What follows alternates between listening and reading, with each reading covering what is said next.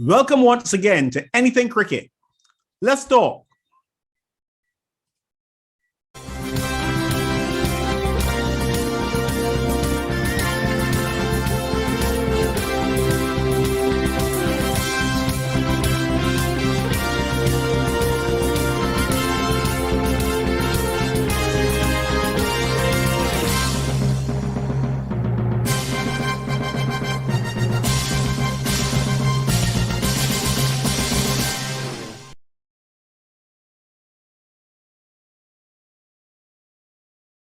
Don't let annoying pests bug you. Lick them for 6. Omega Pest Control is the perfect solution. We are experts in termite and pest eradication, specialized mosquito treatments, foundation, residential, commercial, and industrial treatments. Call us day or night, or visit us at our office located at Fieldside Drive, Long Gaps in Michael. Omega Pest Control. Call 425-5954, 231-6526, or email us at opcl@caribsurf.com.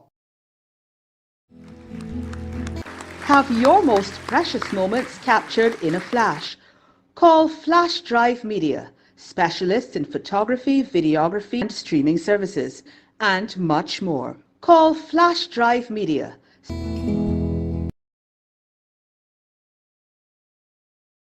Anything Cricket, let's talk live.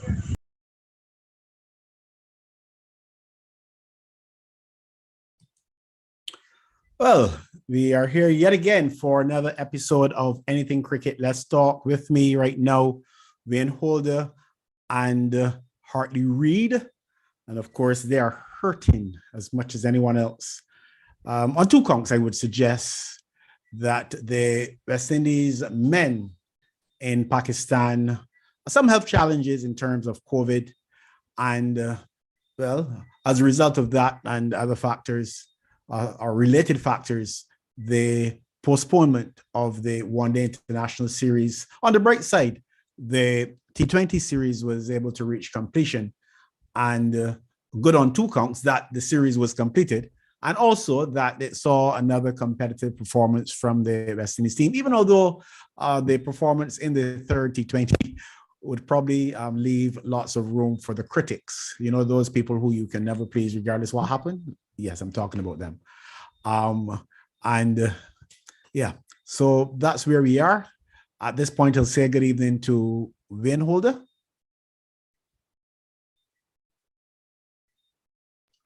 Yeah, very good evening to you, Philip. Good evening to all our viewers.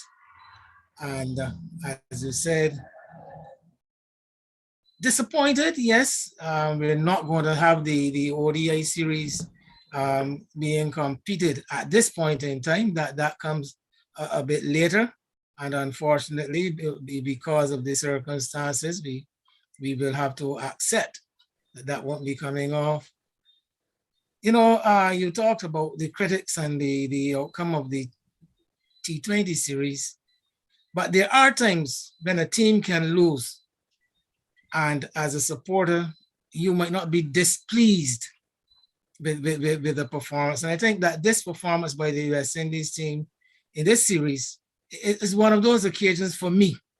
You know, I am not totally displeased with despite losing 3-0, which may seem like a hiding, but more on that as we progress with the rest of the show. Good evening to you, Hartley Reid, a busy man. Yeah, good night to you, Philip and Wayne. Displeased, disappointed, yes, in that we are all ardent supporters of Cricket West Indies. But to not recognize that we had relatively new players, young players being exposed, some of them for the first time, others still not having gotten their legs yet. And the performances from them all out, except first game, because everyone knows me and my position. The West Indies never play a good first game. So the first game didn't bother me so much. The second game, we should have won that. I to lose by only 9 runs, I felt that we should have won that because our batsmen, 3 of our batsmen didn't get past 5. So we should have won that, having bowled out Pakistan for 172 or thereabouts. So we should have won that. And the one today, today showed that our bowling still has not reached that pinnacle. If it hasn't gone anywhere near the pinnacle, if we have to be brutally honest, because because of the inexperience and the lack of exposure, our fast bowlers that we had on display today, they haven't had. If you add all their first class games together, you can't get 30. So we still have that issue where our players are not being exposed to enough games to really be competitive very often. So if we were competitive in 1 out of the 3, for a new team, I can't really complain because even although Pakistan itself had 2 of its senior players relaxing and their reserves were pretty quick and some of them had more games than my players. So I'm hoping that the cricketers would gain from that experience and that we will go forward. My only problem is that how we got the COVID issue to the extent that we could have an abandonment now of the ODIs. That's my problem, Philip.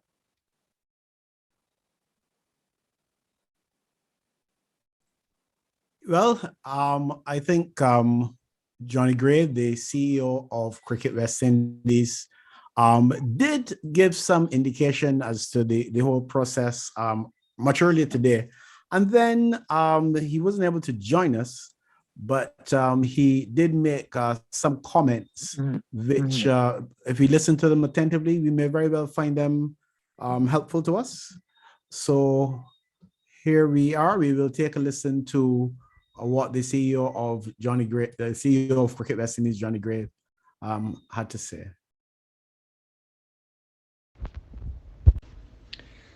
Yeah, it's been a very difficult 24 hours for everyone, particularly the players and support staff out in Pakistan. Obviously, getting more COVID cases caused even more anxiety and amongst the players, especially being this close to Christmas and being away from home in biosecure bubbles, very difficult environments for such a long period of time. So enormously proud of all the players for their decision that they made as a collective earlier today to take the field this evening in Pakistan and complete the T20 part of this tour. Obviously, we're all disappointed that we aren't able to complete the one-day internationals, but just with so many players out as well as a couple of injuries, we only have just about 11 players, which clearly isn't enough to get through 3 one-day internationals. If we were to have one injury or one more COVID case, then clearly the series would be curtailed anyway. So we've taken a very difficult decision. I'm very grateful for the understanding that the Pakistan Cricket Board have given us in this difficult situation, particularly for our players away from home so close to Christmas. But it's disappointing we can't complete the one-day international series, but at the end of the day, we've always said player safety, security would always come first, and our priority has been, now we've completed the T20 part of the series, to get the players home as quickly and as safely as possible so they can spend Christmas and the New Year with their friends and families back in the Caribbean. Yeah, we've got a lot of cricket coming up in January. Obviously, we've got the Under-19 Cricket World Cup, where we'll be hosting 16 teams from all around the world coming to the Caribbean, as well as Ireland, who are coming into Jamaica for some white ball cricket, and also then England in late Jan into Barbados for 5 T20s. So the start of the year is going to be very, very busy for us. And again, we'll be managing the risk of COVID as best we can, working very closely with the governments of the region, and particularly the ministries of health, to ensure that we keep our players and support staff and the visiting teams as safe as possible.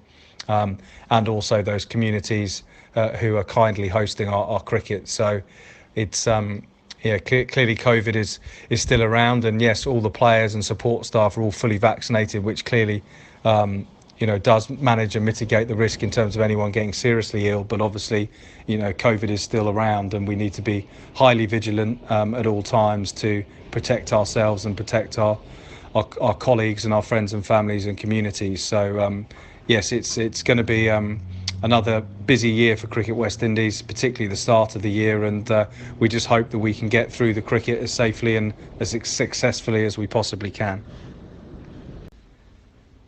Yeah, obviously it's been a difficult few weeks for us with the women's team, having to come home from Zimbabwe after the ICC qualifiers were abandoned too, due to travel disruption and uncertainty caused by this new variant. So luckily the women's team are all now back in the Caribbean. The last few players have just landed back today in Guyana. And again, I want to thank them for their understanding in what's been a very difficult situation. They had to spend 10 days in Oman, going through a period of time outside of Southern Africa before they could fly back through the UK or US, depending on what visas they had and flight availability. But it's a big relief to us, and I'm sure to them and their friends and families, that they're now safely all back in the Caribbean and can get a bit of a break as we look ahead to next year, and now having qualified for the New Zealand World Cup in February, March, begin our plans for preparing the team for an exciting World Cup. So it's been a very difficult period for them, but hopefully, again,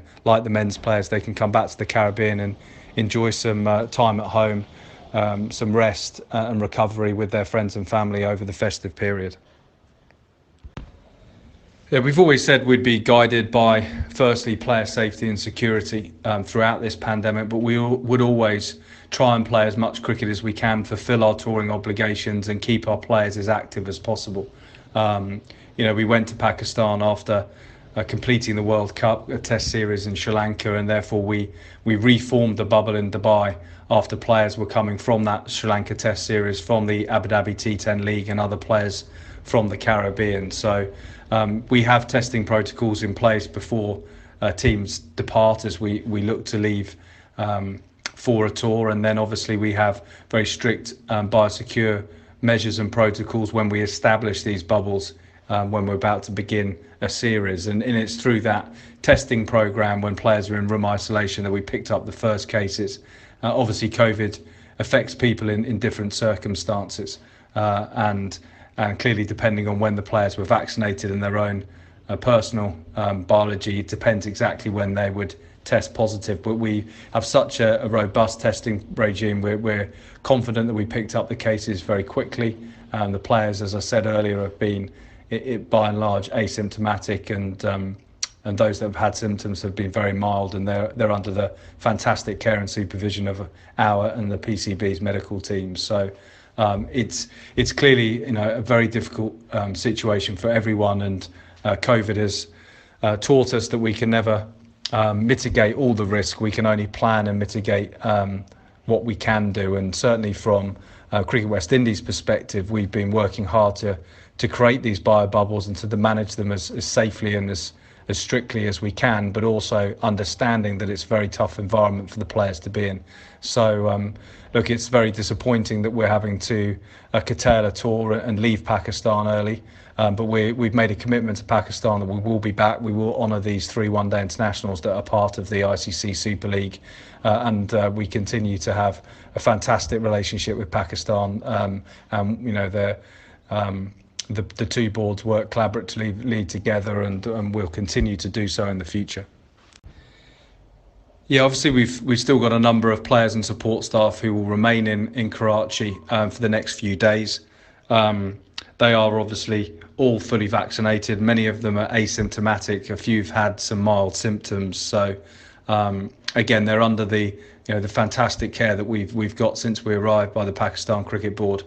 From a medical perspective, our team physician, Dr. Mansingh, is also there with them and will accompany the final players home. And we're hoping that they'll still be able to return negative tests in time to get back into the Caribbean for Christmas. And at the moment, they remain in isolation under the care and supervision of the medical team. Pests bug you. Lick them for 6. Omega Pest Control is the perfect solution. We are experts in termite and pest eradication, specialized mosquito treatments, foundation, residential, commercial, and industrial treatments. Call us day or night or visit us at our office located at Fieldside Drive, Long Gap, St. Michael. Omega Pest Control. Call 425-5954, 231-6526, or email us at opcl@caribsurf.com. Have your most precious moments captured in a flash. Call Flash Drive Media, specialists in photography, videography, and streaming services, and much more. Call Flash Drive Media.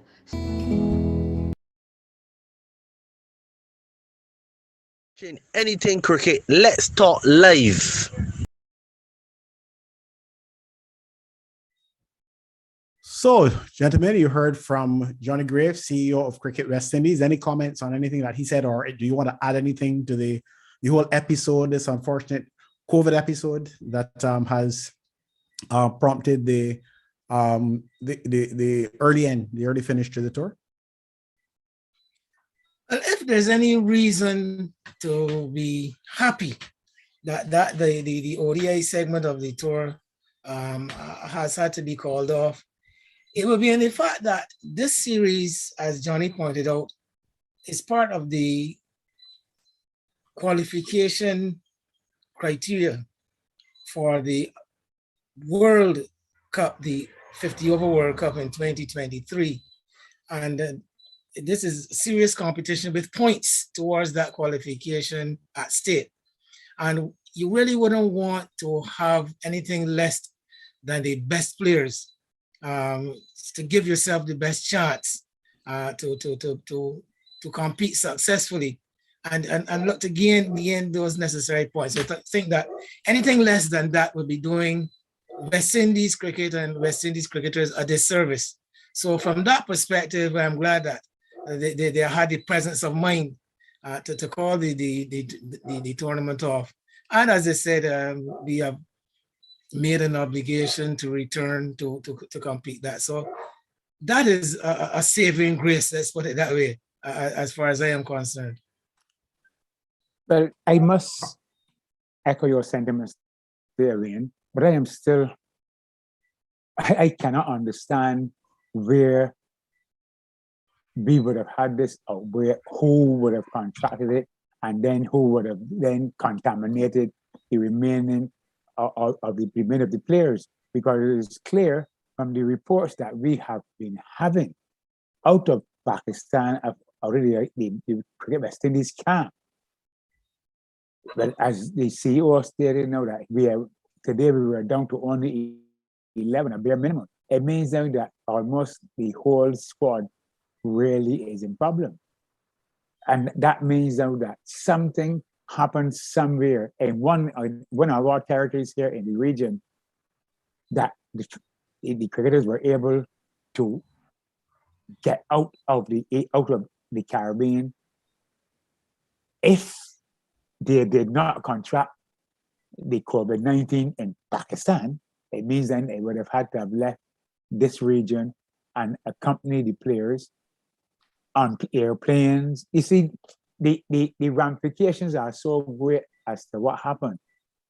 So that is only my major concern as what could have happened, that we could have empaneled a team of players and then something could have happened that the stringency that was required wasn't there for them to contract the COVID virus and then infect others to the extent that it has to cause the cancellation or the abandonment, because it hasn't been canceled, the abandonment of this tour with the proviso that they will play as soon as things looking better sometime in the new year. Yeah, I think they targeted somewhere around June, but Hartley, I can't fault anything that you've said. I'm not trying to do that, but I'm just trying to put another spin on it, because based on my own understanding of this whole COVID pandemic, I get the impression that traveling in itself is a dangerous thing in terms of, surfaces and so on. Being on a plane, in choked up space and moving around and being among people. So I don't know that it naturally means that because they were positive on the first day there, that they necessarily left the Caribbean with it. I mean, I don't know if the medical people have a way of working that out. I'm certainly not a medical person. I'm not going to try to be. But what I have picked up is that you can run into this virus in your travel. So you may leave Barbados or the Caribbean and you're good.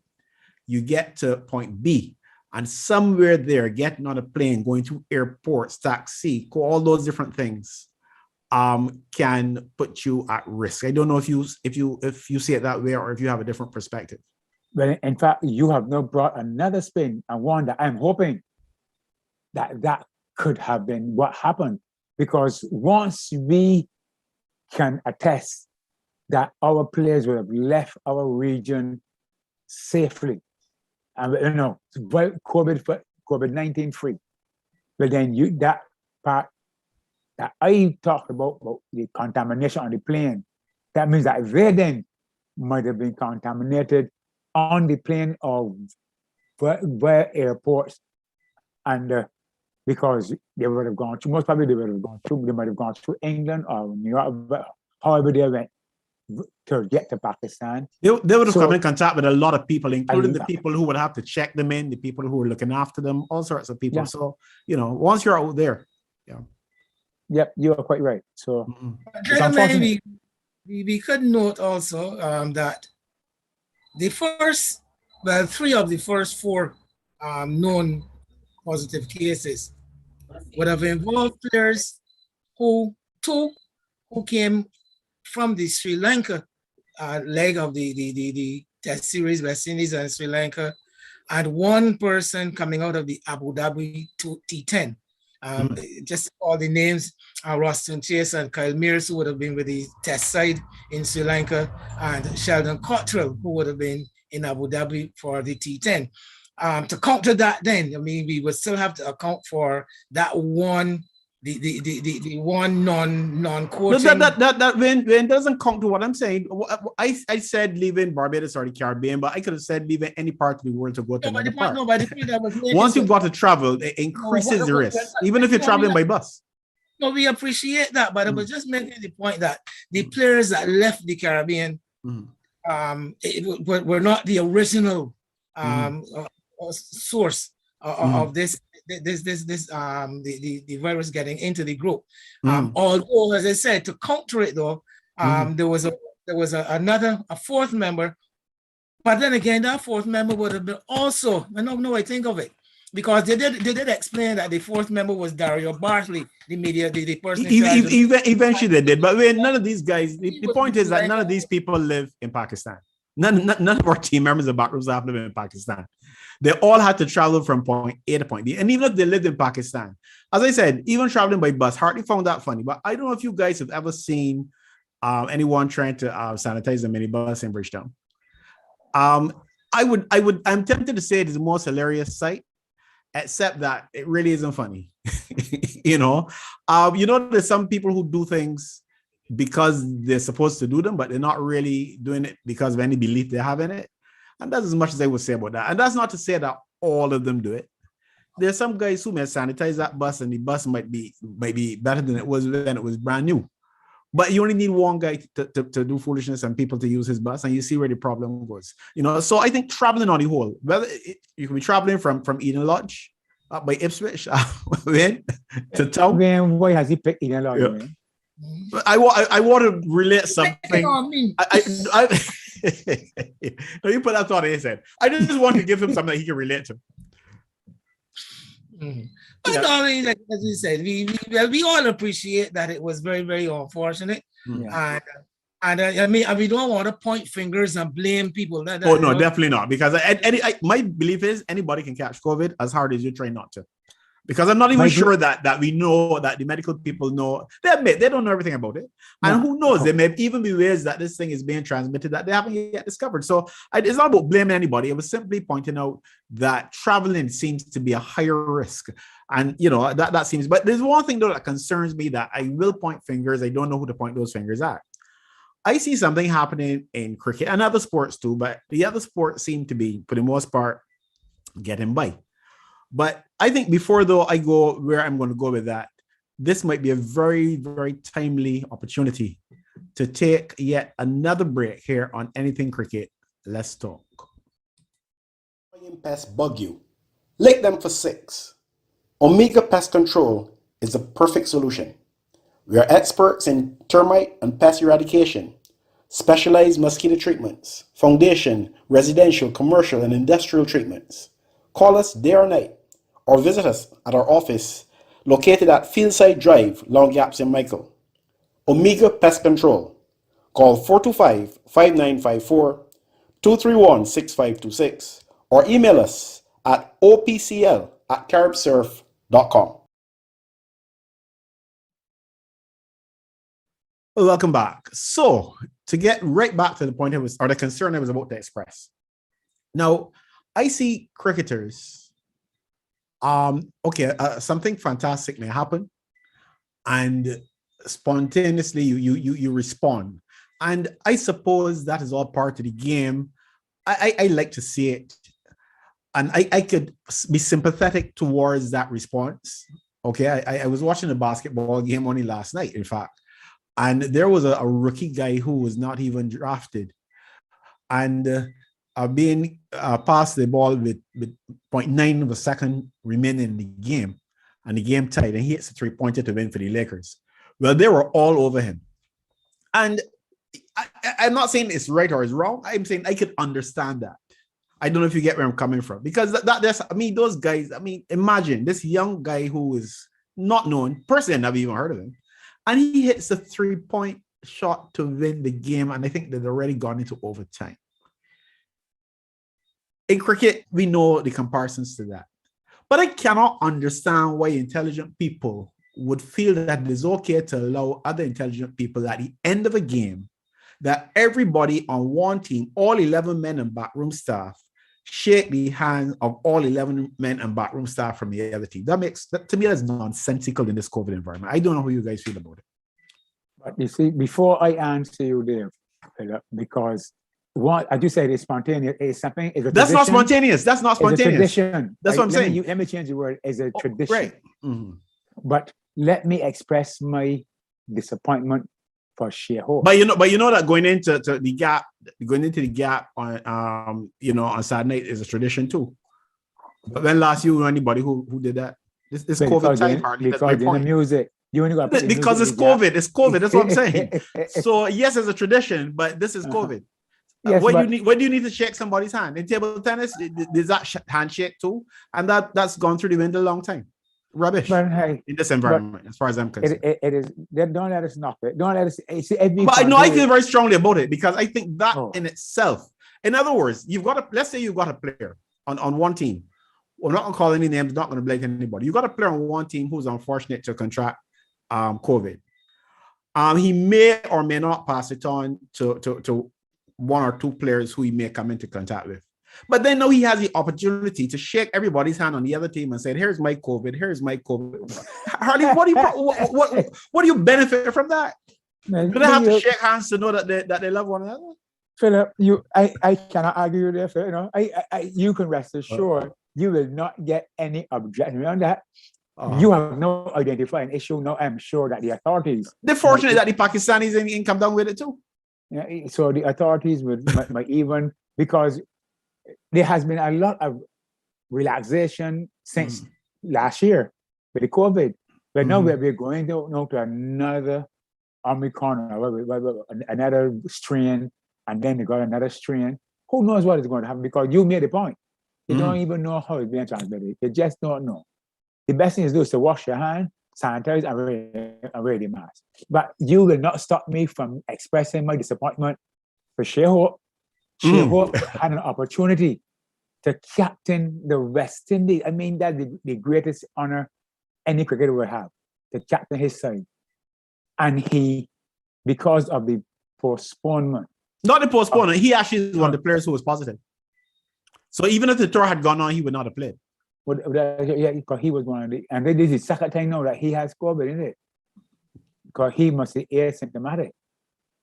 But I don't know as the CEO indicated, they're mostly asymptomatic, and those who had symptoms very mild. So that's something to be pleased about, because let's not forget that these are not only cricketers; they're human beings as well, and they're people who are important. No, they're people who are important to us and to those around us, and to, you know. So that, you know, but I guess we don't have to worry about that right now, because from what we've been told, that aspect of it is under control for now. So we must be happy about that. Let's wish them all well. That's all we can do at this point in time. Yeah. But in terms of the actual cricket, though, that was played, the T20 series, I would invite your thoughts on that, Harley. I have, as they say, even the first game that we lost expectedly from me. But you did say. We saw something because, okay, Brandon King didn't get many in the first game, but the Shea Hope would have gotten a 31, and we had some healthy looking scores, and they only dropped short by 63 runs from the first game. I remember they landed in Pakistan on the 9th, the 10th or 11th for any one time, and then a week after they played their first match. So they didn't have much time to acclimatize or to get accustomed to what's going on. The second match, we played well. Brandon King got runs. I mean, the Puran got runs. The fellas got runs. We were able. My only problem is that I don't understand why we alternating with keepers. Hope first match, Puran the second match. I thought when it was an established fact that your best keeper always kept the wicket. I mean, that is how we came along. Understand? I would find it very. Maybe they're trying to work out who's the better one. Well, no, we can't try to work out that. We all know that. Well, Hope looks like a wicketkeeper. Even if he doesn't, he looks like a wicketkeeper. But otherwise, our cricketers we did not embarrass ourselves in Pakistan, and that is what I want to see. I have always said, losing to me is not the worst thing in the world if I compete. Once I compete and I can argue with my fellow supporters about the pros and the cons of how we lost, I can live with that. It is when I cannot raise an argument at all as to why they were up there. And we played well, and today again. In fact, today, we set a record. The commentator said that out of all the T20 internationals that have been played between Pakistan and with West Indies, this was the first opening pair that went past 60. That in itself was a remarkable thing to know that. And this was Berkshire. This was not Shea Hope. This was Brooks and King. So it means that we all have been saying, not shouting from the top of the roof, but we all have been saying that if we were looking for an opening, Harley, you had some internet issues there. Oh, sorry about that. You can hear me now? Yeah, Hartley, you're getting some internet issues there. Oh, dear. So you missed your last point. But yes, the point I was saying making is that. Okay, Wayne. You with us, Wayne? I am with you very much, but I was actually hearing Hartley, so I'm not so sure what was the difference, but I was actually hearing everything that Hartley was saying. So when you feel that he didn't want me to continue talking then? Well, these are technical things out of my realm. Yeah, as long as our viewers were hearing and seeing, that's the important thing. So I would assume that they did. I was actually hearing you. I was actually hearing both of you. So I heard Philip and I heard Hartley. Just my little bit on the wicket keeping issue though is that remember that Nicholas Pooran is the established wicketkeeper in the West Indies T20 side. Shea Hope is not a regular in the T20 team. I think that Shea Hope, because I guess he would have been showed in because of the unavailability of a number of players that he would have been shown in to be the opening batsman, one of the opening batsmen in this T20 squad. So, like I said, you just try to establish that Pooran has been over quite a period now, the established keeper in the West Indies T20 side. So I really don't have a lot of concern about the fact that Hope was given the job the first game, and then Pooran came and took over the second match. Speaking though of the series overall, I go right back to the beginning. The West Indies, a depleted West Indies team because of availability of a number of the leading players, and in the case of Jason Holder, one being rested and managed, workload managed. Don't go there. Don't go there. West Indies went to Pakistan already somewhat depleted, and then suffered a further blow once they arrived there in losing three of the starters in the first 11. So I mean further depletion. You're playing against Pakistan, arguably the best T20 side in the world. I mean, it can be argued. Certainly one of the best. And the evidence is there to show, and arguably the best T20 side in the world, playing in their own conditions. And the West Indies go to Pakistan. They come to within 9 runs of defeating Pakistan in one game. They competed in 2 of the 3 matches, lost 3-0, which I don't think anybody would have anticipated any other result at the beginning, even without the intervention of the COVID and the devastating effect that it would have had. So personally, and I would add, even with the full strength team. Well, some may add. Let's put it that way. Well, I'm using the evidence of the World Cup. I'm not being emotional. Right. Well, okay. Yeah. But some may add, but we accept that. So I as I said at the beginning of the show, I am not totally displeased with it. I am actually encouraged by a lot of what I saw.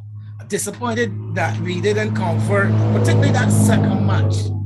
I thought we had a very, very good chance even before we started the part. Once Pakistan finished their innings 170 or 172, I think it was, I thought we have a chance here. And then the batting, particularly of Brandon King and Nicholas Pooran, gave me even more belief. Yes. We had a chance of getting closer. And I just still believe that it was just a matter of some experience. That spell by Shaheen Afridi, where he picked up those 3 wickets in 1 over, and that could very well have made the difference. The difference, which was really just 9 runs. But we had some uncharacteristic batting by some. Look at Brooks. Brooks does not even know how to swipe. He doesn't even know how to swipe. But he got out with playing an injudicious shot. You say swipe. I thought the shot that was giving him trouble was the sweep. That sweep shot that he was playing. You tend to notice that the better sweepers, for lack of a better word, in international cricket, they normally don't sweep the ball off the stumps. They sweep the ball when the ball is outside the off stump or outside the leg stump. Yeah. They don't. If they're going to sweep off the stumps, it is always because of length, not line.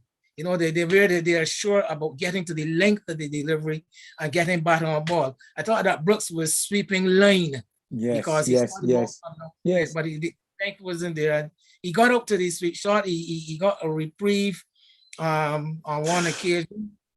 And then he said, let me see if it can happen again. That second match, he got disgusted and ran out the wicket and get bowled.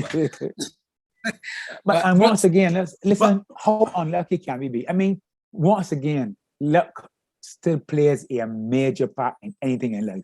Look at Moti today, very first delivery. Mm-hmm. He even got the nod from the umpire, you are out.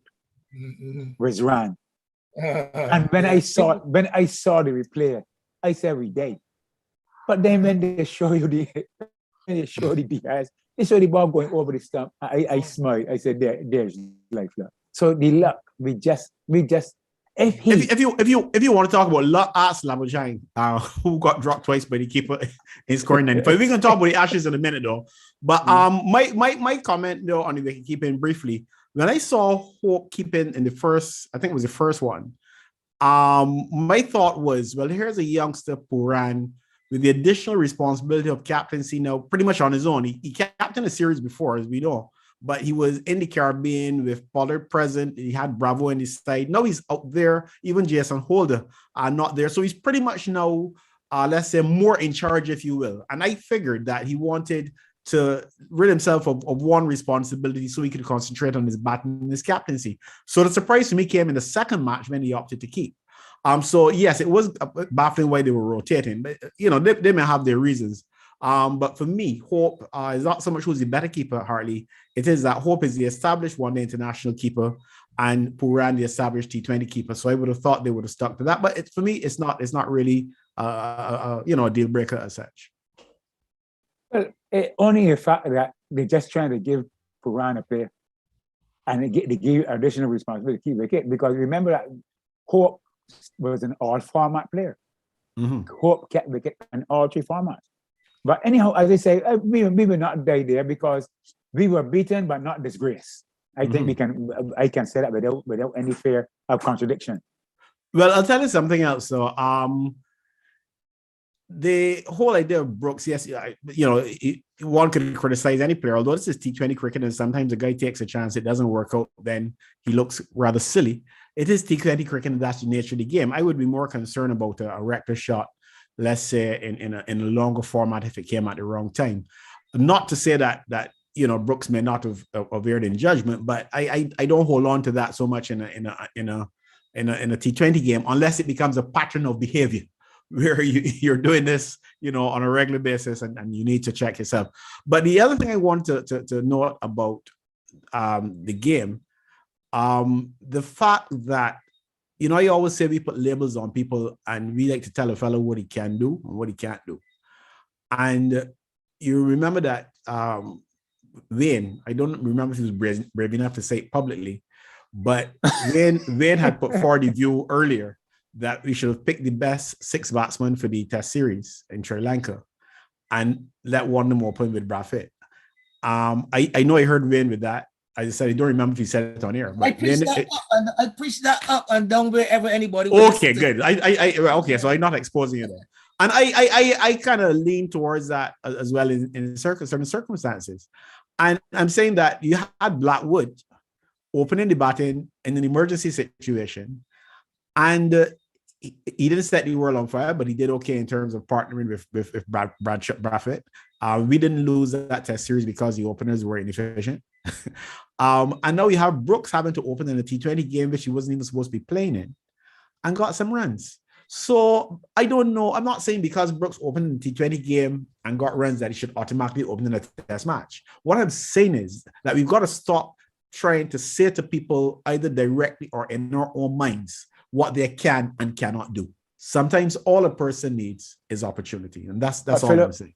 Philip, you are being, as usual, Philip, I am going to state it. He is one of the best batsmen in the region. He is a genuine batsman, well balanced on the onside and on the offside. I'm going straight back over. If we having an issue with the opening batsman, Brooks has to open. I mean, if Blackwood can open and be successful, well, Brooks can be better than Blackwood. I don't think anybody, but not even a Jamaican will tell you that Blackwood can bat better than Brooks. So what they may tell you is that Blackwood's average is higher than Brooks's. He plays more. He has played more. So it should be. Flexibility is a feature of the T20 game. You remember a guy called Sunil Narain? Whoever thought that he would have been yes. And he's a staple. But who started that? That didn't start, as far as I remember. Correct me if I'm wrong. As far as I recall, that started in the IPL. No, it is not the same. It might not have opened somewhere in Trinidad, somewhere we don't know about. But in terms of on the big stage, that started in the IPL because we are outdated. We've outdated ourselves in the region in terms of how we look at cricket. We've outdated ourselves. Mhm. You know, when you know that Steve Smith came into the Australian side as a leg spinner at a time when they were looking to replace Warren, if you will, they were looking for spinners, and he came in batting down maybe number 6, 7, whatever. Number 7. When is the historian among us? He was back number 7. That didn't quite work out as fast enough for them, and he was out to the side. Re-emerged, and very quickly emerged as one of the best batsmen in the world. Why do we want to tell people what they can and cannot do? I find it disgusting. And we got to get past that in West Indies cricket so that we get the best cricket out of our cricketers. Somebody said to me the other day that if Ross and Chase, let's say, I put it in my own words, but I know exactly what the guy meant. We talked for a while. If Ross and Chase bowling continues to be successful, he continues to be a wicket taker and even gets better and turns out to be a really good off spinner, he gonna still drop him if he don't score runs. And that is the mentality that has us where we are, because I don't think it's just a guy in the street who thinks like that. I think our decision makers think like that as well. You put a guy out there, he's supposed to be good at one thing. He turns out to be even better at something you never expected, and you punish him? Well. But there's a way of getting somebody else a play. We are playing cricket in this Caribbean, not on how good you are, it's where you're from. Let's be realistic. On the matter of opening batsmen, though, I mean, Evan Lewis is the undisputed number 1 white ball opening batsman in the West Indies. I don't think that there's any discussion necessary there. What this tour would have done for West Indies, now we recall Chris Gayle, Lendl Simmons. They were the incumbent opening batsmen as recently as the T20 World Cup. This series now, without them, even without Lewis, pitted the likes of Brandon King and Shea Hope in particular as being able to audition for that position as the number 2 opening batsman going forward in the West Indies. Well, T20 team, this is specifically speaking about. Shamar Brooks, because of circumstances, got his opportunity today, and he has put his name in the hat. So coming out of this series, one would have to say Brandon King now leads the pack of those contending to back up Evan Lewis as the West Indies opening batsman coming out of this in T20 cricket. So this series does serve some purpose. That is what I'm trying to say. So you're trying to say that Evan Lewis, that Brandon King is second now and Brooks is third? Well, coming out of this series, Brandon King is second. You don't really need a third. You only need 2 openers. But so the corporate wrong, we should always have reserves. Though. But you have reserve, first of all. He fits it as a reserve, I agree. But you only need 2 openers, and Brandon King comes out of this series ahead. We don't know how long he's going to stay ahead and what the future holds. But as I said, is it not ideal and a blessing for Cricket West Indies? Because remember, it's only next year. It is next year, 22, that we have another World Cup, Well, even before that, we have to play Ireland very, very early in January, just a couple of weeks from now. We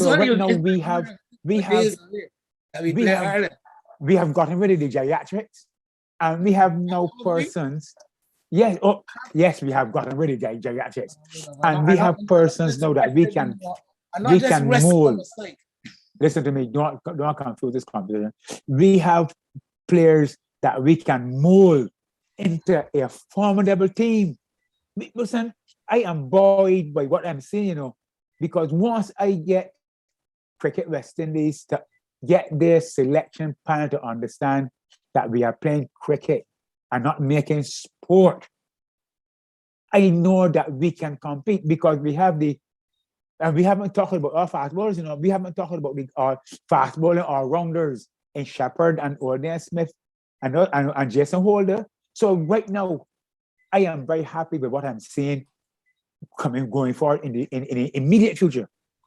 Calm down, though, Wayne, because I think what Wayne is trying to hint to you is that he may have gotten a hint that after Gale gets his farewell match against Ireland, that he may very well say, one last World Cup, please. Well, you never know. He may have a performance. I already hear Ian Bishop stating the case, putting the plug for Bravo to be a bowling consultant. So, you know, we never know. But gentlemen, very interesting thoughts indeed. But we've got some other interesting things coming up. I don't think we've even hit the highlight of this show as yet. You would have heard, Hartley, you are much into women's cricket, and you would have heard the news about Hayley Matthews being the ICC Player of the Month. So we're going to be dealing with that in a very interesting way in a short while. But before that, you remember you also said, you should listen to me, guys. You remember you also said that we are making ourselves outdated with this cricket. So you've got the Ashes being played. And when we come back from this commercial break, we're going to find out what it is that we can learn from the Ashes. Have your most precious moments captured in a flash. Call Flash Drive Media, specialists in photography, videography, and streaming services, and much more. Call Flash Drive Media.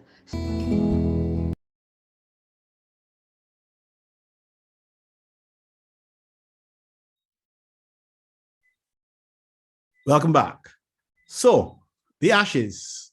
We've had one day or night or day-night of the second test, and a first test which was a one-sided affair. Enjoyable for cricket lovers. For me, no pressure having to worry about which team is going to win or which team is going to lose. And for those of us who are students of the game, you're always looking to see what you can pick up, what you can learn from these outstanding players. Anything that you want to draw attention to, Wayne Holder? Well, first of all, let me remind that the last time we were on this show, I think it was day 3 of the first test. Australia had taken a commanding position, and I had pronounced that there was no way that England were going to get back into the game. As it turned out, the Englishmen had a very, very good period.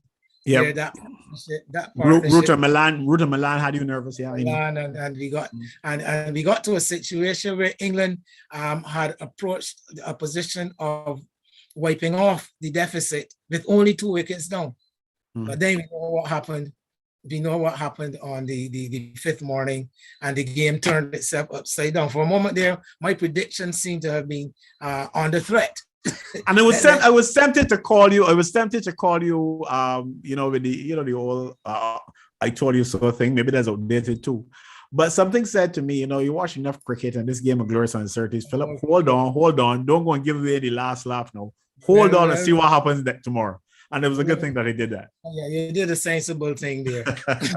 I had no doubt that England was going to lose. Gentlemen, we have watched. I never doubted that either, but I thought they would have at least made a better game of it. Yeah. No, we have watched so much cricket that we know that one partnership bats an entire day.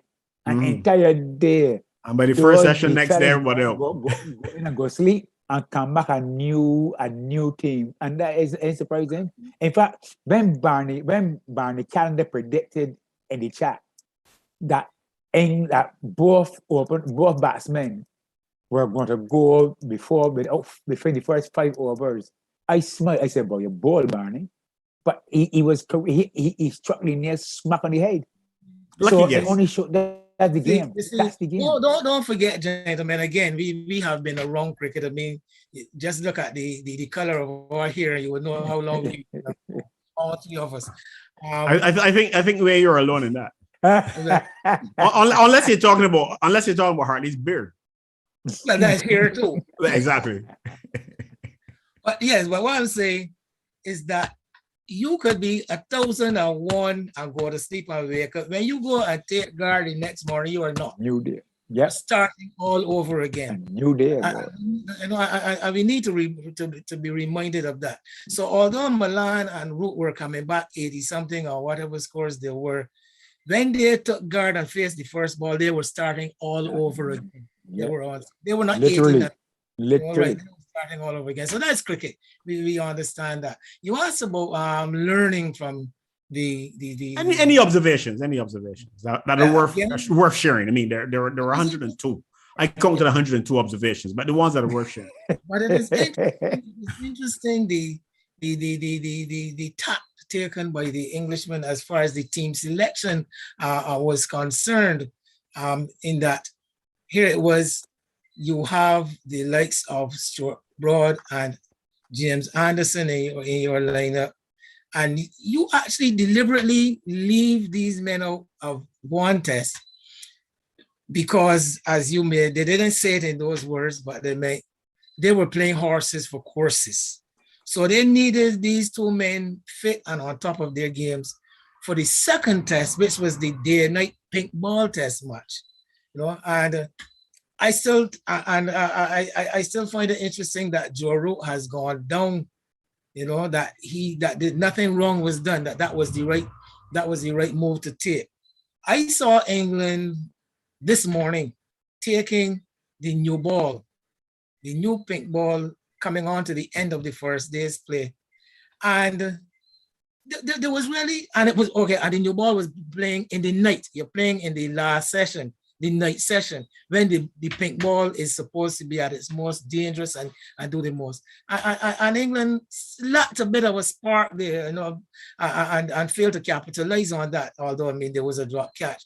I'm telling myself, I am sure that I would have wanted to see Mark Wood running in there this morning with a brand new ball under the lights. Again, so I would have wanted to see a Mark Wood there, and I thought that was one of because the bowling lacked that X factor.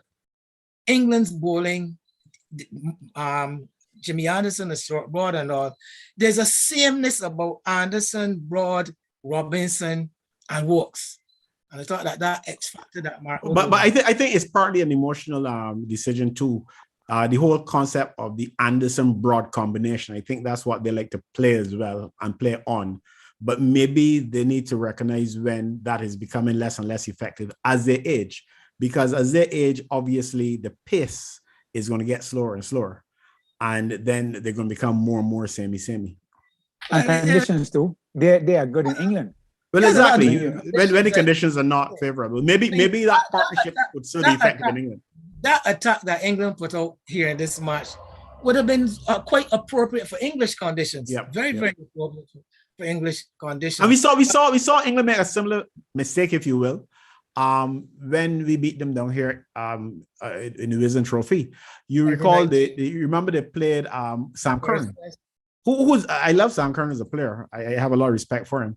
But maybe that would not have been the best option in the conditions, and it turned out to be. It certainly didn't work well for them. Once again, the man left out was Stuart Broad. Someone told me today that England seemed to deliberately try to rile up Stuart Broad. Yeah, and 2 years ago he would have been a good pick for that Kensington test. 2 years ago, he still had the energy and the life in his bowling at that point.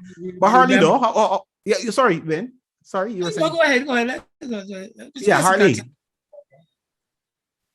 Yes, sir. Yeah, your thoughts. Any thoughts? Any thoughts on the action? Well, you know me. I am a West Indian. Okay, so you didn't follow that close. Cricket. Okay, so I can comment on it because I know very well that England would have played badly the first game. Now they are acclimatizing and they're gonna dig deep because they're professionals. They have well over 1,000 runs between those fast bowlers. I mean, 1,000 wickets. So I expect them to bowl properly and to bat. But I don't pay much attention. I must confess, do not pay much attention to anybody other than West Indies cricket.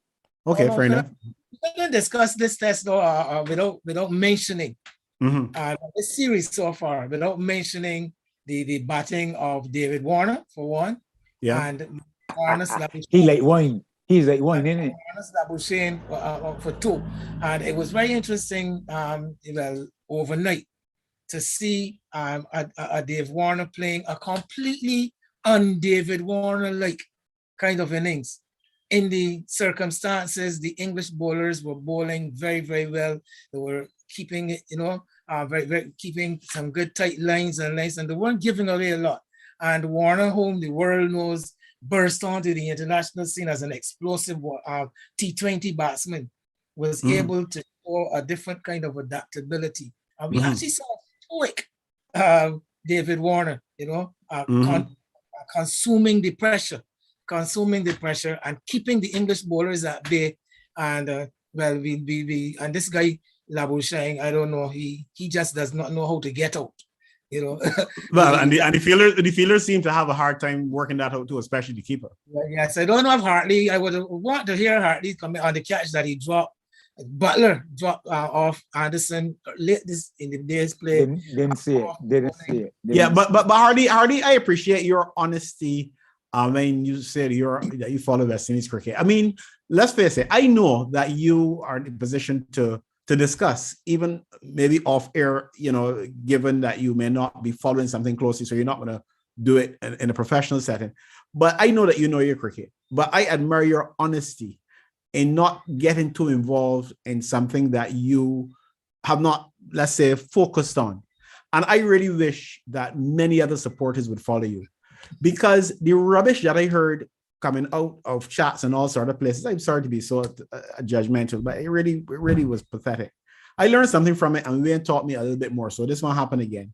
The problem is really my expectations. But the criticism of the Silver's innings in the test match in Sri Lanka, I found it was sickening.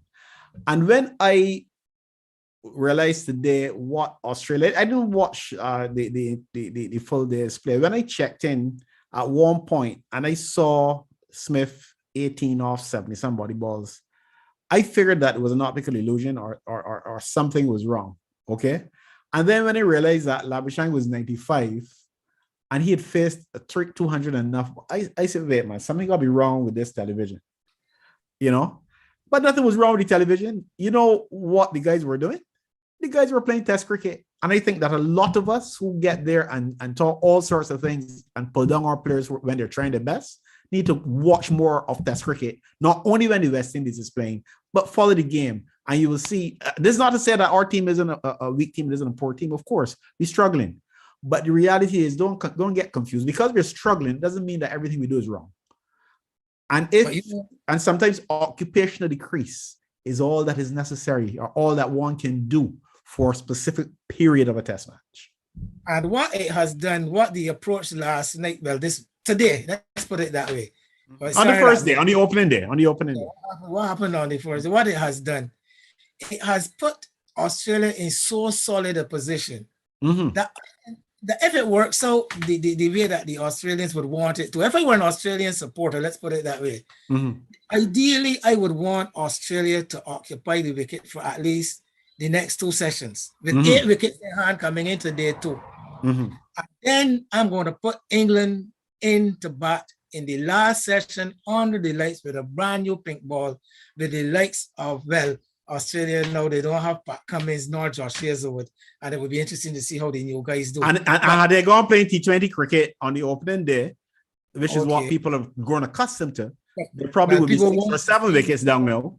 And then and England would have the better of the batting conditions early on the second day. But you got to understand that test cricket is not T20 cricket. Don't let me prolong this. Don't let me prolong this. But you have I'm going to put you to the head of the class. The problem with West Indian supporters, they do not fans. I wouldn't call them supporters sometimes. No, they do not appreciate consolidation of batsmen. Batsmen consolidating. If a batsman faces 2 maidens, you can't get the ball hit, and that is us. And that's because we have been spoiled. People are spoiled by Gardner Green and Desmond Haynes. You took the words right out of my mouth. We got to face reality. When Blackwood comes to the crease, okay, you're not saying Viv Richards. You're saying Blackwood. Blackwood would do what Blackwood can do, and he will do the best that he can do. If he fails, it is pointless being unkind to him with certain remarks. He's not Viv Richards. So get with the program. And until then, we can put things in place as Cricket West Indies to improve the standard of our players, we're going to get a lot of disappointment. But guys, we've got some ladies coming up that I'm sure you'll want to see. I know a friend of mine, Martin Paris, can't wait. And there's also a guy who we know. I think he's well loved as well, not by bowlers, because he would have frustrated many of them. He wasn't like Wayne Holder, who used to score important runs. He used to score runs. A few important runs. Yeah, this guy used to score a lot of runs. Yeah, and important in other ways. yeah, so we're gonna hear from him, and we're gonna hear from these two ladies in the final two segments of Anything Cricket Let's Talk. So we're gonna have a bit of a break, so that Hartley can calm down. You know how he gets very passionate and excited and all that. So we're gonna have a break so that he can calm down. Although he really doesn't have much to do in these last two segments, but we're gonna let him calm down at any rate. So take a breath, Hartley, and we'll be back on Anything Cricket Let's Talk. Don't let annoying pests bug you. Lick them for 6. Omega Pest Control is the perfect solution. We are experts in termite and pest eradication, specialized mosquito treatments, foundation, residential, commercial, and industrial treatments. Call us day or night, or visit us at our office located at Fieldside Drive, Long Gaps in Michael. Omega Pest Control. Call 425-5954, 231-6526, or email us at opcl@caribsurf.com. Have your most precious moments captured in a flash. Call Flash Drive Media, specialists in photography, videography, and streaming services, and much more. Call Flash Drive Media.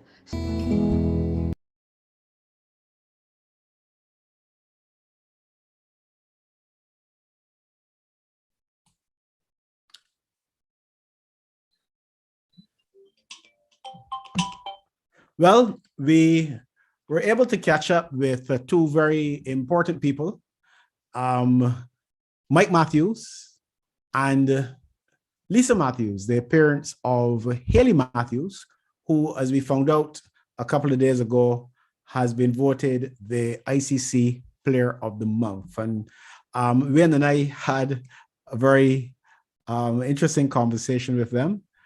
And we are going to share that conversation with you right now. Well, good news is always welcome in West Indies cricket nowadays. There seems to be so little of it. And it was really great news, actually, to hear that our own Hayley Matthews was voted by the ICC to be the Player of the Month in November. Of course, David Warner, the Australian Player of the Month as well, in the men's section, if you will. And really, I think this is an excellent thing for Barbados and West Indies cricket. We had Stephanie Taylor achieving that a little while ago as well. But we were able to catch up with Hayley's parents, Mike Matthews, who needs no invitation, I would think, in terms of cricket, and the mother of Hayley Matthews, Lisa Matthews, who I believe will be making her debut on Anything Cricket Let's Talk. So welcome to Anything Cricket Let's Talk, Mike and Lisa. Thank you. Thank you so much. So they say ladies first. So I will start by offering congratulations. I did offer congratulations in another forum to Hayley, also to Mike. So congratulations to you too, Lisa, because I think we all know without parents, you know, it's not possible for youngsters to achieve anything. So well done. Thank you so much. I'm always so proud of her. Thank you. Well, you said you're proud of her, and you virtually jumped the gun on my next question, because I really just want to get from you, what does it mean to you? How do you feel, you know, with this news? Of course, success is not new to Hayley, but I would think that every time there's that type of international recognition, it should have create some sort of impact. So how are you feeling now with that news? I would say that every time Hayley is paid an accolade or is successful or move forward, it is always a fantastic feeling.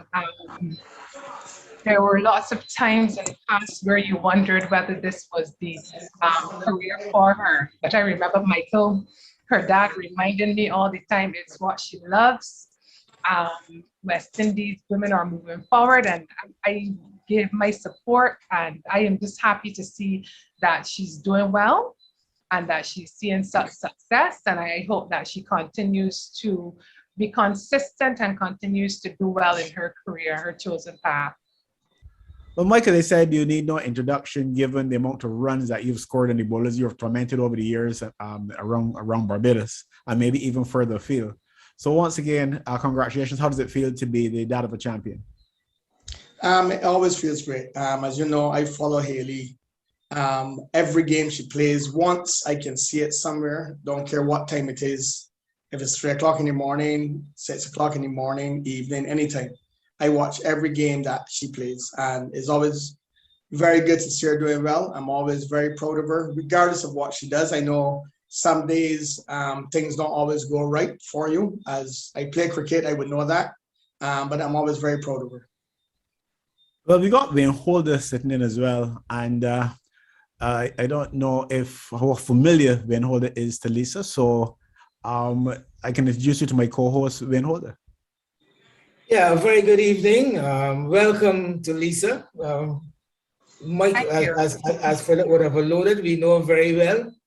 And what I've been hearing in the background, sitting and thinking to myself, is now I know where Hayley gets her good looks. Thanks. Thank you so much. What's up, Mike? I said thank you.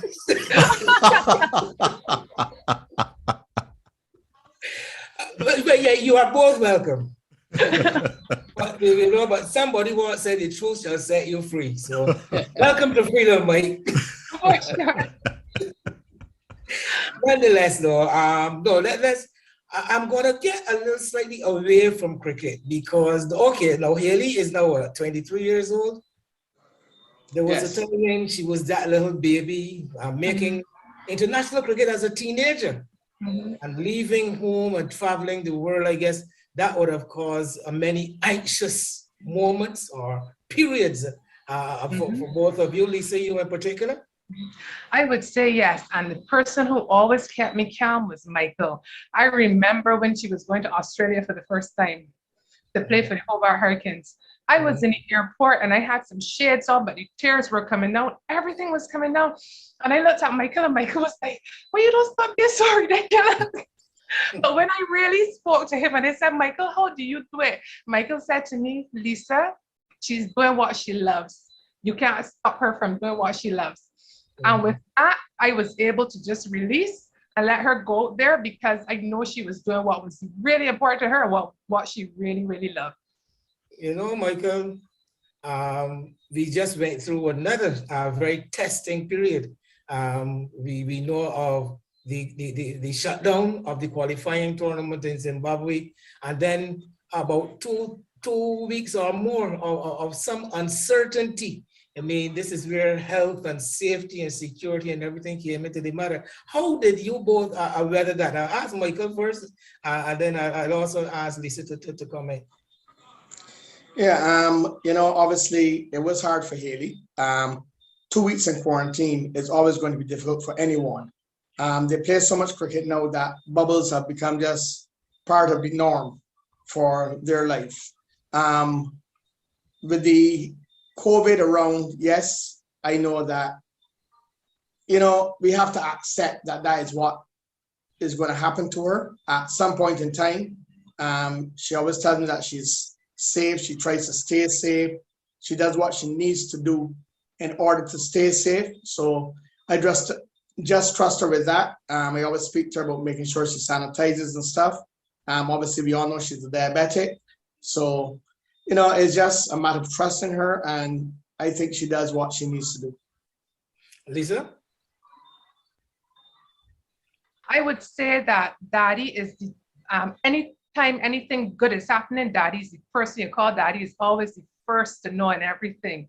I get a bit of the emotional side, and I got a bit of how hard quarantine was and the expectation of having to be in a hotel for 14 days. And what I could do and what I could offer is say, when you need me, call me at any time.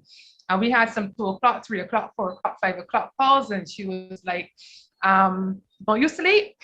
And I was not when you were calling me. And that is just how it was, and we were there to offer the support, Daddy and myself, in whatever way we could. But it was difficult knowing she was out there as a diabetic.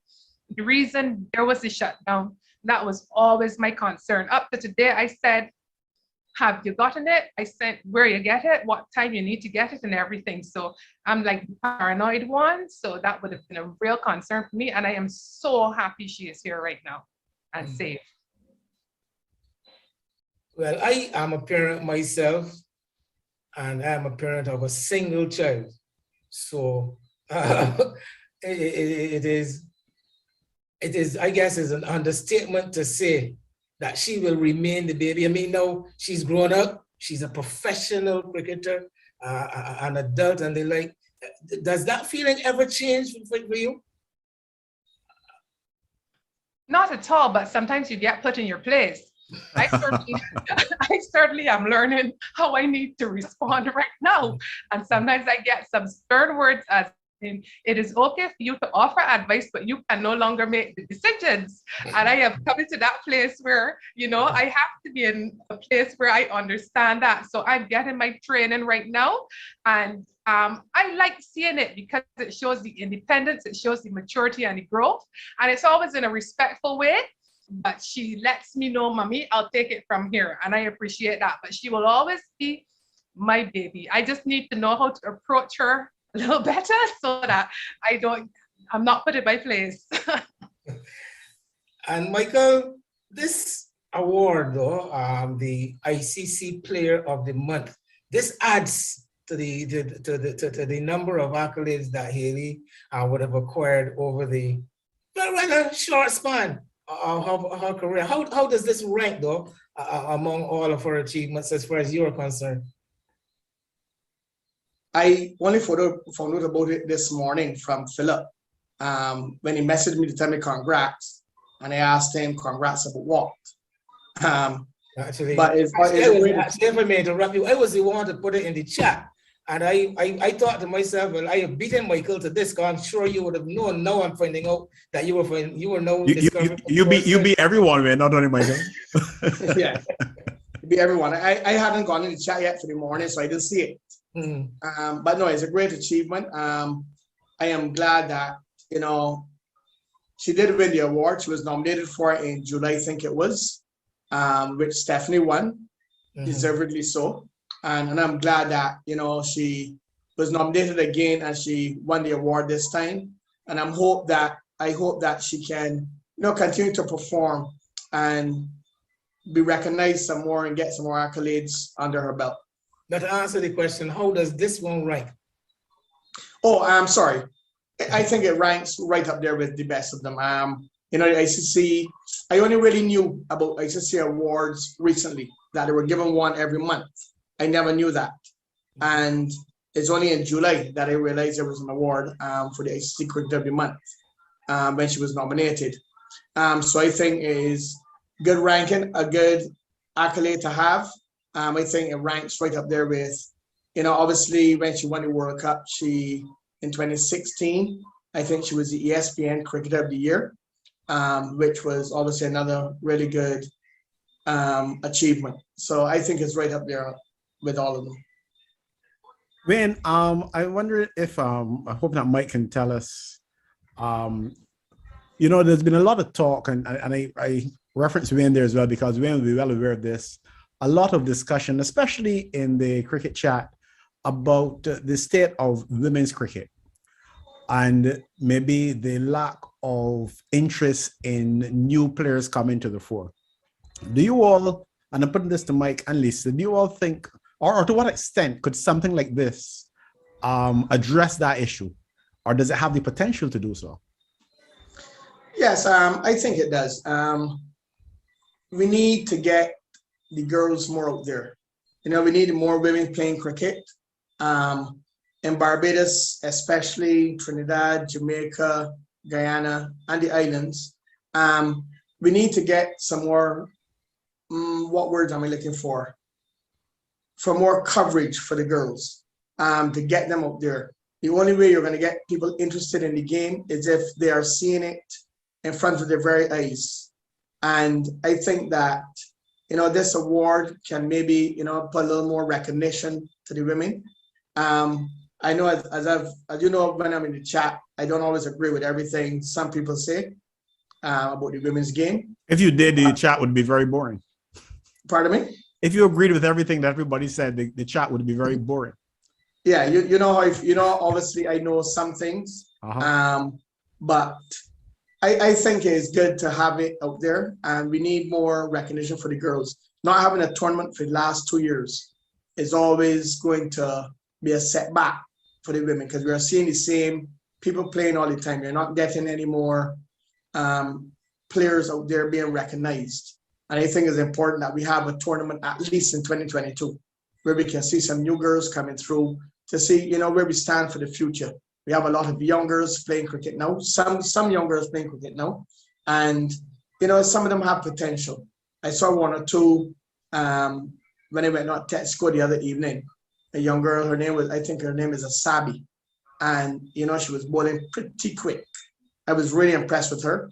Obviously, she just needs some work, her run up, a bit more control, but she's only 16. And, it's really something that you can work with for the future.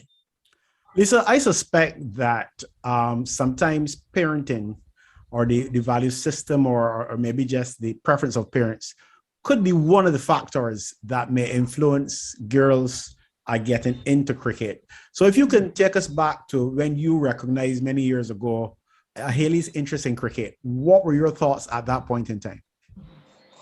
I would definitely say that Michael is the right person that I needed to connect with in order to see the potential and understand the potential. And I give him all the credit for that.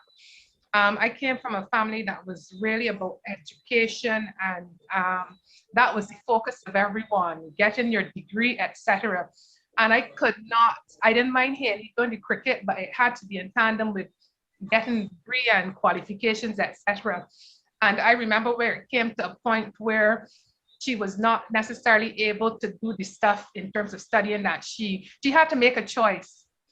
And I was torn. And I spoke to Michael about the potential that was there. And he spoke to me about the development, and he thought it was a good decision. I trusted him because I saw the love that she had for it. And I also believe that your destiny is your destiny. And from the time Hayley was a child, Hayley could not sit down in the house. She could not keep quiet. If you wanted to punish Hayley, you would put her to sleep for 5 minutes. She always had to be outside running around, playing cricket, doing something. And this was in her blood. This was what she was about. And as I said, I was lucky to have Michael to advise me, and I was in a position to accept it and support her in it. Okay. Mike, you have, you all have a son as well who plays cricket, and I suppose I wonder how he feels. It would be interesting to ask him how he feels that he's getting all of the attention. But I've seen him play for Wanderers, and a pretty decent cricketer as well. Not necessarily in the league of his father, but a pretty decent cricketer at the local level. Yeah, Ray is decent. He bowls well. He bats okay. I'm not going to tell you he's going to go on to play for Barbados or the West Indies, but he holds his own in local cricket. He is very happy that Hayley is going on to do better things. He's quite happy. He always tells me that, a lot of people would ask him, how do you feel that your sister is better than you? And his response is normally, she's better than you too. I have another story to that. One time, Michael brought the children home, Ray and Hayley, and they had been playing at Harrison College, and they had a game, and Ray was batting, and then Hayley came on to bat. And when Hayley came on, Ray said, Hayley, don't get out. You understand me? Don't get out. And Hayley said, okay. Next ball, Ray was out, and Hayley stayed in there. So when they came home, Michael asked Ray, how would you feel if you get dropped for your sister? And Ray said, well, I would not play cricket again. But Michael said, no, even if you had to carry water to her on the field, you will be at the cricket. You will be at cricket. There's no getting away from it. Yeah, so that certainly was a rude awakening, I suppose, and a bit of humility there he would have learned on that day for sure. We have actually alluded and we pointed out to the apprehensions that you, Lisa, would have had. I mean, a girl child getting into this cricket game, this cricket situation. But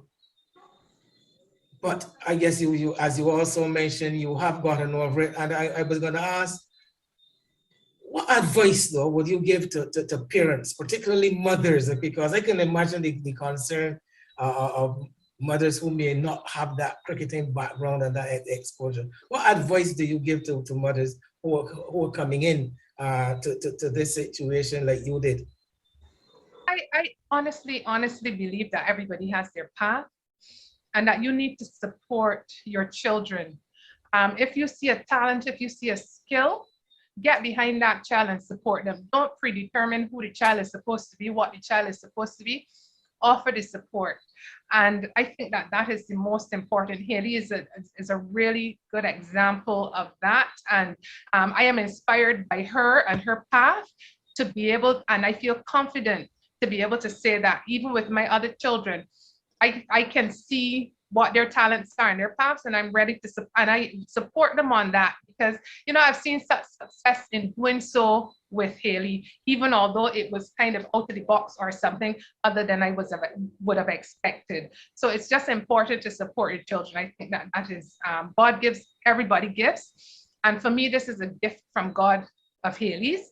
And I think she's lucky to have been able to realize her gift at such a young age. Some of us take years to do it, and we are just there to support her accordingly. Some of us never find it. But that inquisitive part of me, though, you did say something about my other children. Now, I only know of Hayley and Ray. There are other children? There's Michaela. She is our 20-year-old. She's the youngest.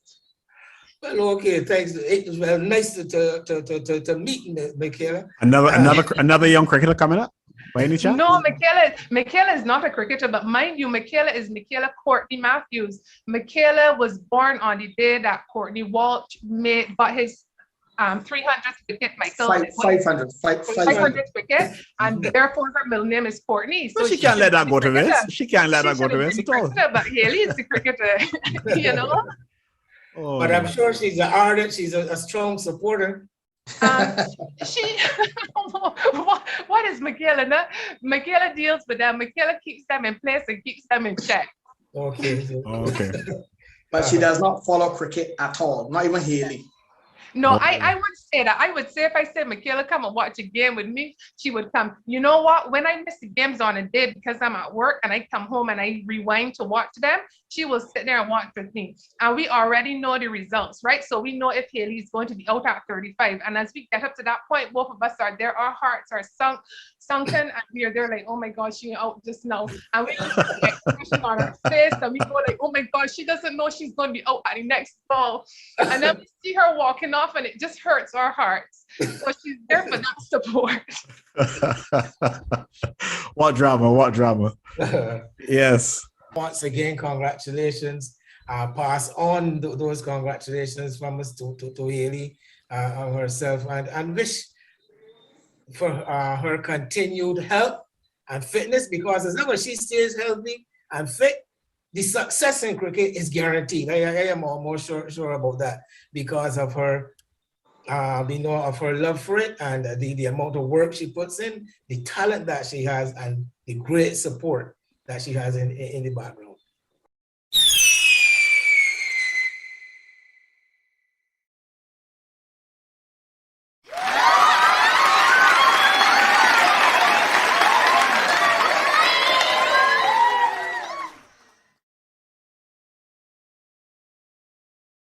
Thanks again to you, Lisa, and to Mike for joining us. And congratulations once again on the excellent supporting role that you have played.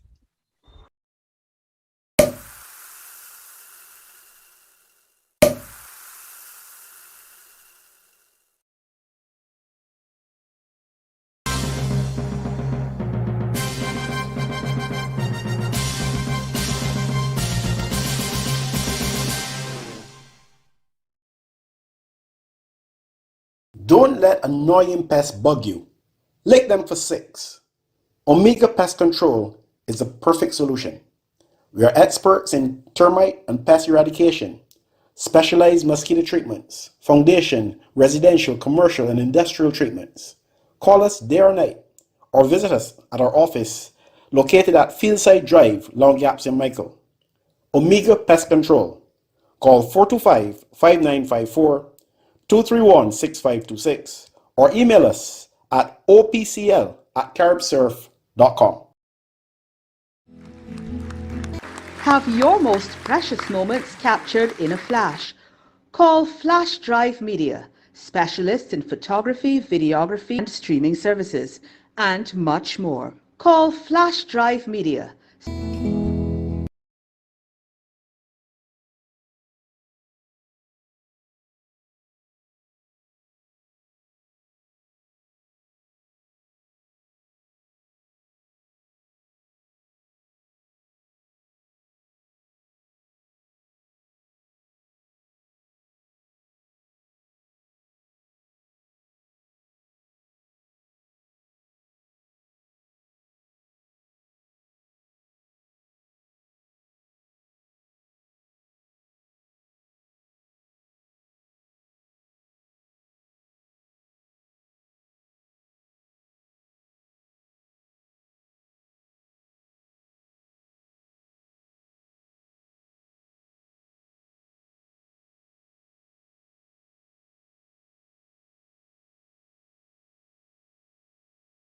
Well, it's a young lady herself, Hayley Matthews, the ICC Player of the Month for November. Congratulations to you, Hayley.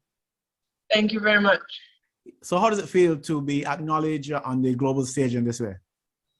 I mean, it's been pretty exciting so far. Obviously been working really hard for the last couple of months on my game, and yeah, it's really good to be able to finally reap some rewards from it.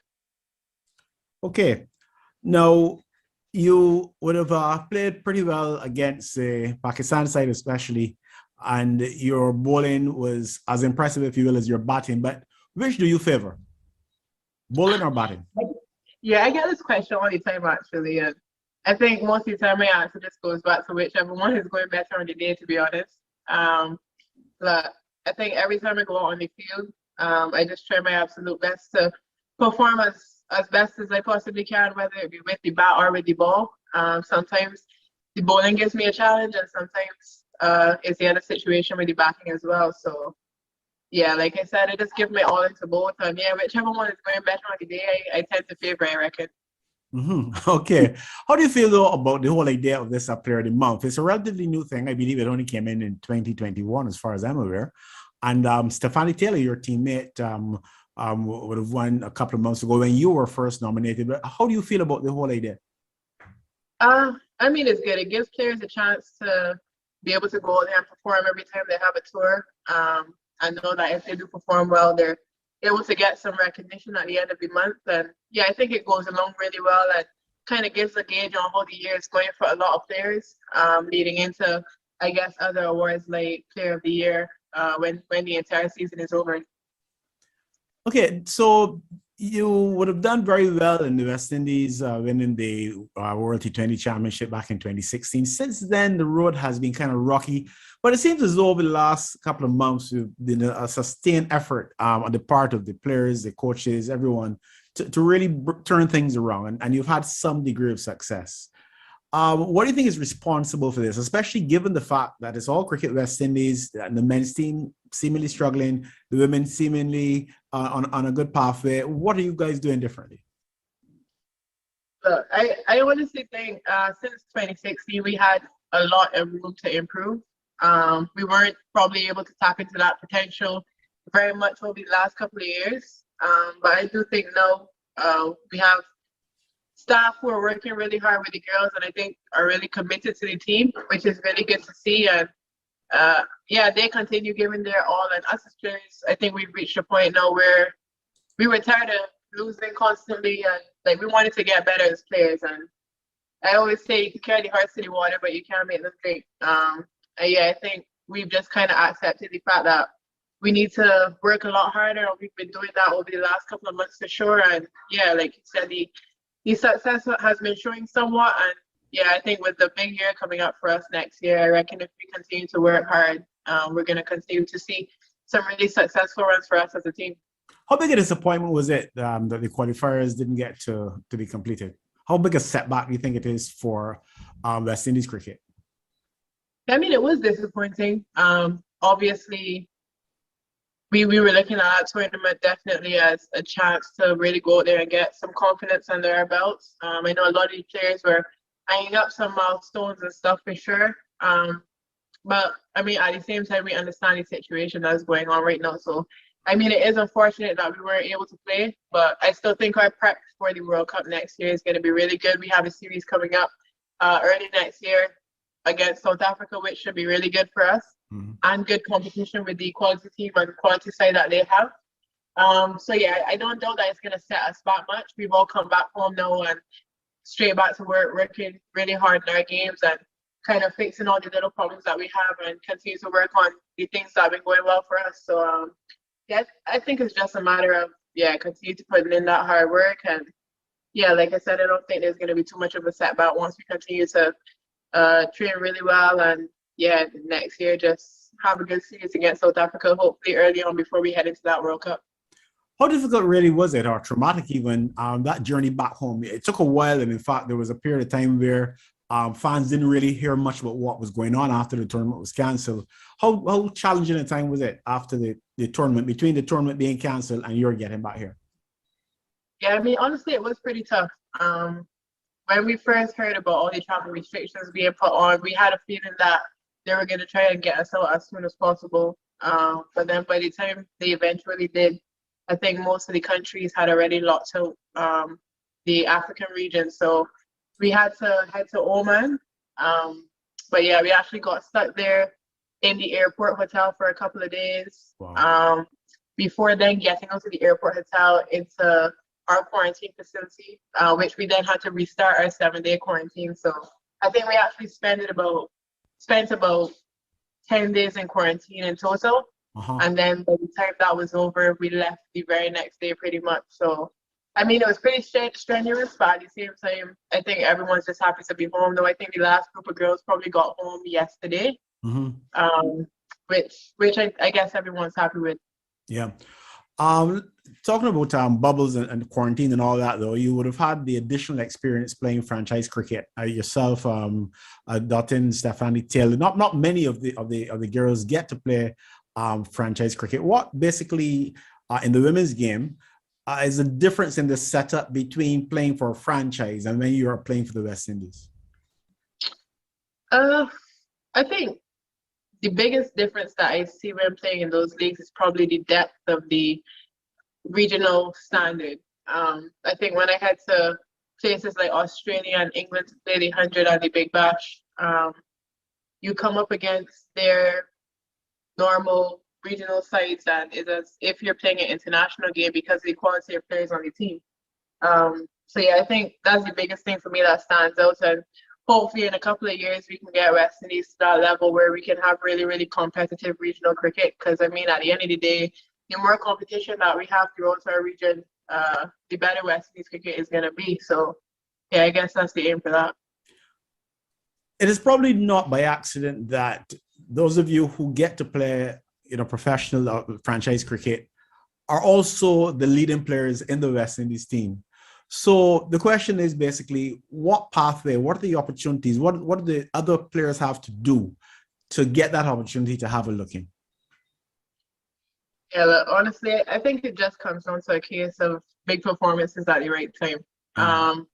I think we see a lot of players get into these leagues that just happen to perform at the right time, and there's no doubt that we have the ability here in the Caribbean.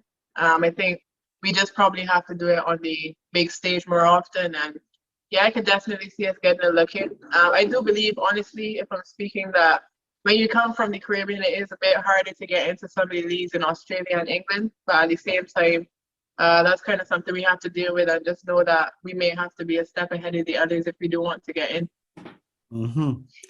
All right. So but you do agree that the franchises have helped to keep yourself and a few others, let's say, more active and therefore in a better position to perform when you do play for West Indies. Do you see the connection? Yeah, for sure. I think the different experiences bring about a lot. Even when it comes to having to adapt quickly and play in different environments overseas, that definitely plays a big role then coming back into the West Indies setup. I think the knowledge that you gain from some of the players overseas as well, them being professionals for so long and being in really healthy and really big structures.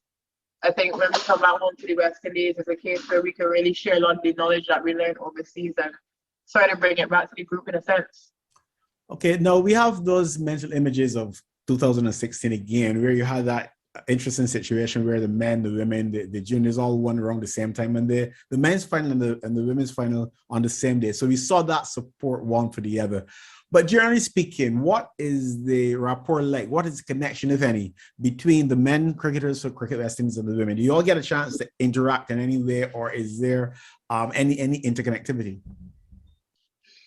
Look, honestly, I think since COVID came about, that's probably been a bit tougher. I think sometimes we head to Antigua for camp, and there's men's camps around as well, but we just not able to even go into each other's bubbles, which makes things very, very difficult. I know for sure it has been a case in the past where the men have been supportive of us 100%. But yeah, I just think with COVID being around and everything, a lot of people are fighting their own battles in terms of the men fighting their own battles for their team. And obviously we've been fighting our own as well. So yeah, it has been a bit tougher seeing that COVID is going on, but we have their backs and they have our support 100%. And I have no doubt that it's the same way, the other way around. Mm-hmm. If you look at the situation in terms of the setup, of course, you've got Cricket West Indies having its program. You talked about the camps and so on. But in terms of women's cricket, which I think you would admit is not at the same stage as the men's cricket, by that I mean, I'm not talking about success now. I'm talking about the fact that the men have been playing for a long time in women's cricket. It is not yet as developed. So what would you like to see more? So what are some of the things you would like to see either introduced or developed further at the Cricket West Indies level to assist women's cricket? Yeah, honestly, I kind of say this every time. I think the growth of our cricket is kind of stuck at the regional level. And I reckon in a couple of years, especially with COVID around and us not having a regional tournament for the past few years, as players get older and we see a couple players start to filter out, it's going to be hard to see many really, really good ones coming in. And that's definitely something that we want to be able to have in the future. We want to continue being able to get good young players coming through the system. We saw a couple just now with Kiana Joseph, Shanita Grimmond, they just performed really well for the team, Rashida Williams. But I have no doubt that if we just get more regional cricket under our belts, get a proper structure before the Cricket West Indies level, that we would most definitely have even more players coming into this setup and coming into the setup at a higher level as well. I know COVID is a challenging time, but at the same time, yeah, it can't really be an excuse to, I guess, put regional cricket on the back burner, as that is definitely the main front for where young talented players are going to come from. A quick follow-up to that, though. What can you all as players do in terms of whipping up more interest for youngsters to want to take up the game? I think performing well. Every young girl or boy, even, when you look at a team and you really like a team, most of the time it's a winning team and a team doing well. Yeah. And I think if us as players, we can perform really well and be role models for those younger people, it's going to inspire a whole new generation to be into the game. And that's exactly what we're looking to do, because at the end of the day, we're going to have to leave at some point. And cricket is a generational thing. When one set goes out, another set comes in, and we just want to be able to inspire as many as we possibly can. It really would not be nice to let you leave without talking about the Barbados aspect of it.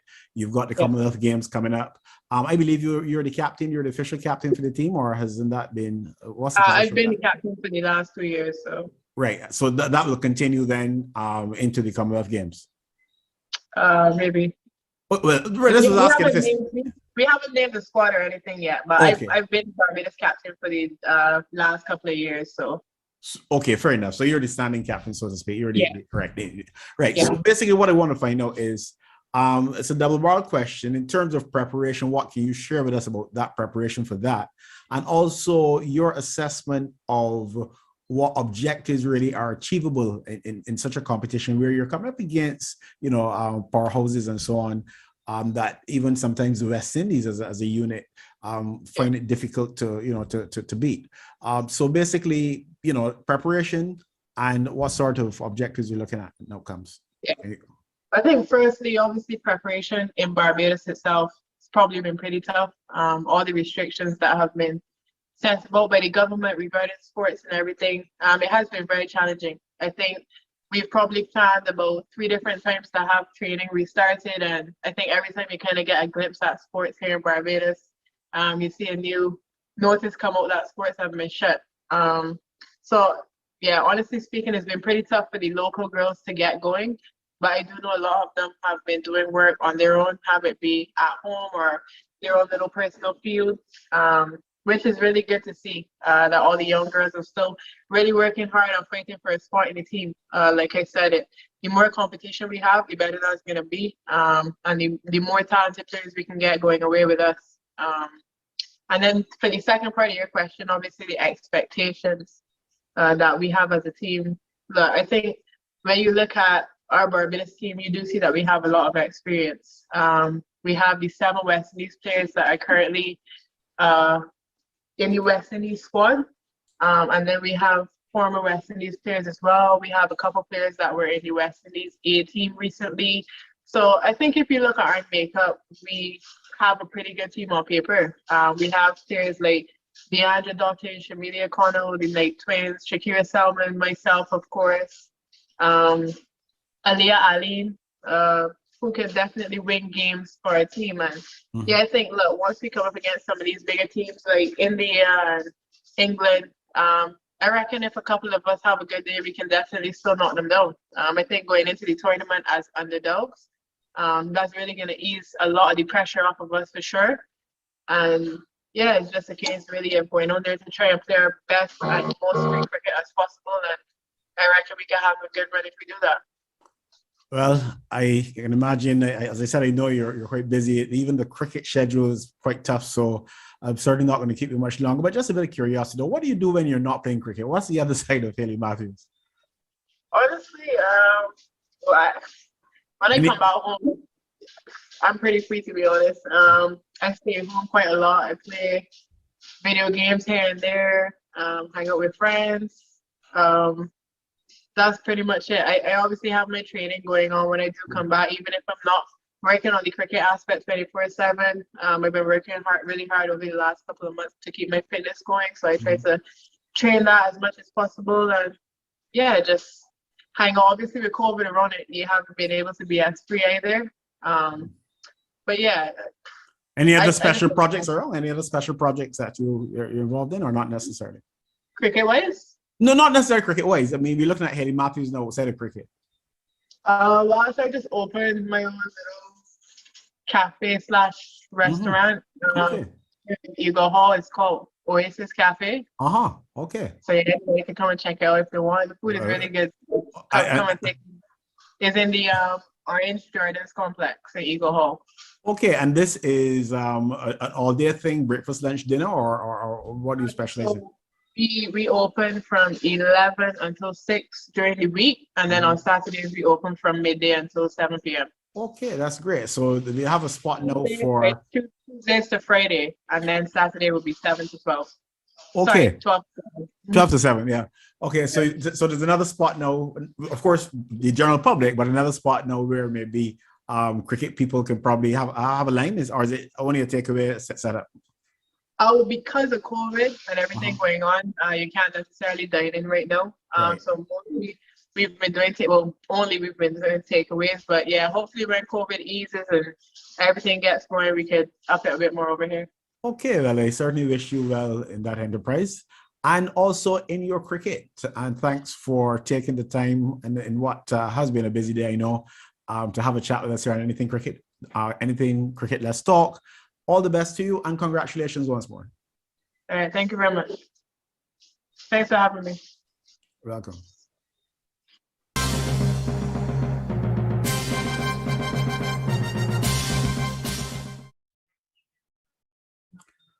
Well, thanks very much to Hayley Matthews.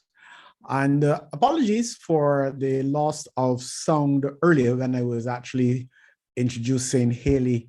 And I'll take, therefore, this opportunity to say thanks to her parents as well, who you heard from earlier, Lisa and Mike Matthews. And that's pretty much what I was trying to say when there was that loss of sound. So apologies for that. We'll be back on Anything Cricket. Let's talk. Don't let annoying pests bug you. Lick them for 6. Omega Pest Control is the perfect solution. We are experts in termite and pest eradication, specialized mosquito treatments, foundation, residential, commercial, and industrial treatments. Call us day or night or visit us at our office located at Fieldside Drive, Long Gap, St. Michael. Omega Pest Control. Call 425-5954, 231-6526, or email us at opcl@caribsurf.com. Have your most precious moments captured in a flash. Call Flash Drive Media, specialists in photography, videography, and streaming services, and much more. Call Flash Drive Media.